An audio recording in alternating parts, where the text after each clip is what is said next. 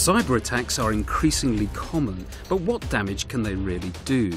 NATO Review asked the White House's former Director for Cyber Infrastructure Protection what he thought. We started by asking what would happen if a focused malware like Stuxnet got out of control.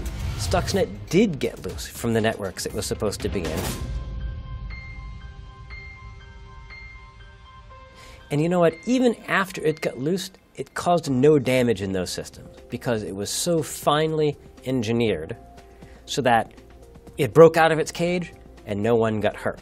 But we have no reason to expect that the other guys that do their own autonomous weapon is going to be nearly as careful as the designers of Stuxnet. You've mentioned the possible connection of the electrical grid to the internet and what that may open up in terms of extra threats.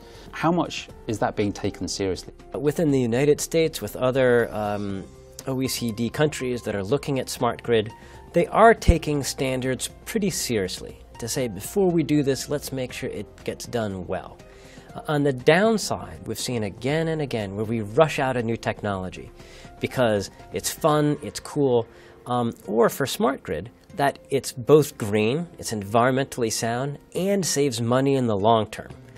For so many countries in austerity, they are going to rush towards that, and I'm afraid the standards we're working on won't quite be ready by the time we've rushed them out. You've mentioned that countries that have been attacked, for example Estonia, the effect was minimal. I think you mentioned it's less than 1% of GDP. Is there a danger that the economic impact of some of these attacks will be longer term rather than within the year of the attack? So for disruptive attacks, it's true. We have had difficulty finding any disruptive attack that has a significant impact on national GDP. In one of the very first incidents in cyberspace, it's called the Morris worm, in 1988, an expert said this cost anywhere from $100,000 to $10 million in damage. 2 orders of magnitude in his guess. Is the loss in the fact that many years, many millions are often invested in the research and development to reach that point, and therefore sharing that means an automatic loss? Yes, I've heard anecdotes of companies that have known the information was taken and decided not to pursue R&D leads. There are other examples where the information that was stolen was not some kind of plan or trade secret, it was a negotiating strategy for oil and gas slots, for example. And they found the company was bidding against a Chinese company that bid $1 more. So in those, that's a more directly measurable, but it's still difficult to find out if this is a tens or hundreds of millions of dollars problem or tens or hundreds of billions of dollar problem. Do the private sector and the public sector coordinate enough on cyber responses? No, not at all. But it's largely, I see that as largely a government fault because when it comes to stopping cyber attacks or resolving cyber conflicts, the government has very few levers that it can actually use to make it better.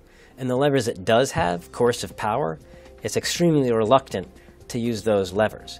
So most of the problems are solved by the private sector, and they need more government support to help especially the non-state volunteer groups that are really key to responding to cyber conflicts and helping them respond better. You have said in the past that there's been too much silence on these issues, especially by the governments, and that is not particularly healthy. How do you feel that the recent meeting between the US and the Chinese leaders, where cyber was on the list of agendas to discuss, how do you feel that's changed things? The last 6 months has seen the Obama administration really take off and take this on directly. It's astounding to see what Xi and Obama discussed and how much cyber featured. So I'm quite optimistic that this might lead to changes in Chinese behavior. There are many good reasons to believe that this might have an impact. Certainly, it's going to have more impact than being silent did, which only saw this get much worse over time.